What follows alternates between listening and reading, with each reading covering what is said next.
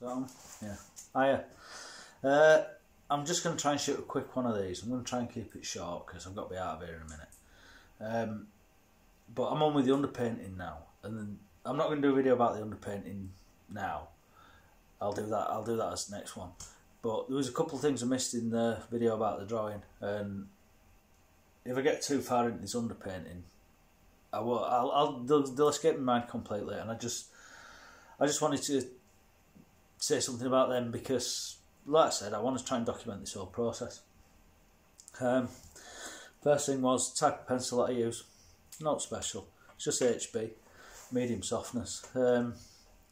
Reason for that is I don't want to use a soft pencil like 2B, 4B, 6B, all that, because I don't want to risk having dark pencil marks potentially show through the paint when it's finished. I mean, I once read a thing that said pencil marks can creep through your paint over time.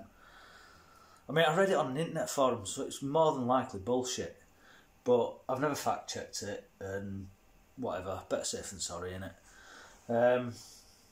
Yeah, equally, I don't use a hard pencil like a 2H, 4H, any of them, because I don't want to risk gouging into that surface, scratching it. You know, I've spent so long getting it smooth, it'd just be stupid to do that. I mean, to be fair, nobody ever notices it's smooth, unless I point it out. But I notice, and as I said in an earlier video, it's about getting that reflective surface that I want underneath. And I don't know, and I don't want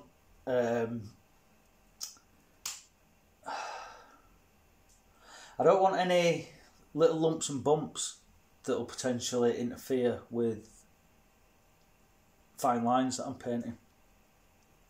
So yeah, that's all I wanted to say about the pencil. Other thing was pencil erasers. I don't use them on the canvas. Well, it's linen, but I call it canvas, you know. You'll get used to that. Yeah, I don't trust those greasy marks it leaves behind. I don't trust the paint to necessarily adhere properly in those areas.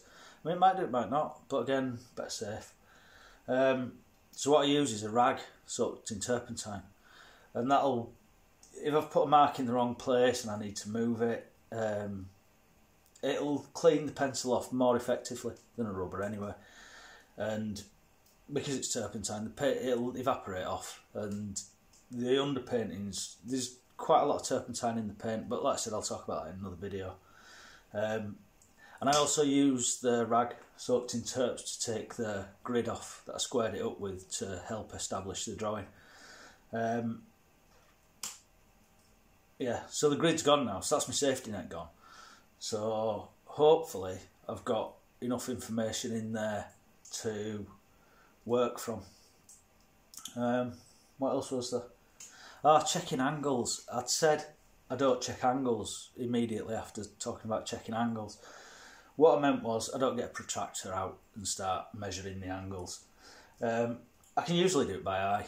I mean, with the type of work I do, with the building work, I spend an awful lot of time measuring things and checking angles, so I'm fairly good at it. And I've been doing this quite a while now, you know. I mean, I've been painting seriously since about 2002.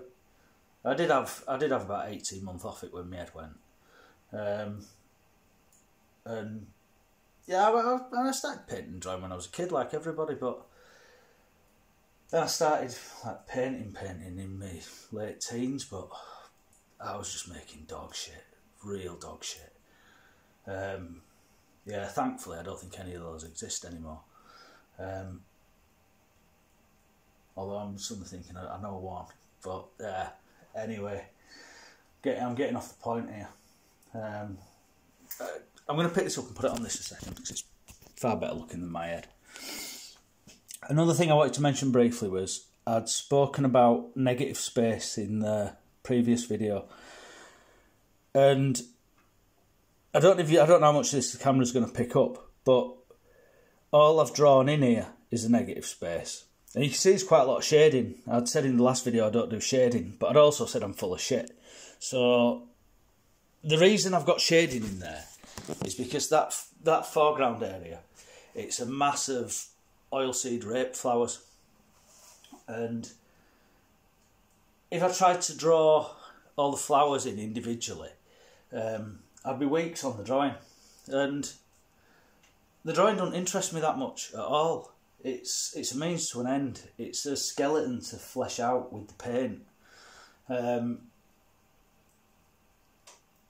So I'm going to put it back on this again. So as you can see, like this area, well, hopefully you can see it. Like I said, I don't know how much camera's picking up. This area here, there don't appear to be very much information. It's lots of big blank white spaces. But what I've got in here are certain sort of major reference points. And by looking at these points and the relative distance between them and the angles between them, I can triangulate from point to point and figure out what's going on in between there. Well, hopefully anyway. And build it up like that. So, yeah, I think that's all I'm going to say about it for now. Because otherwise this will just turn into a shit show as usual.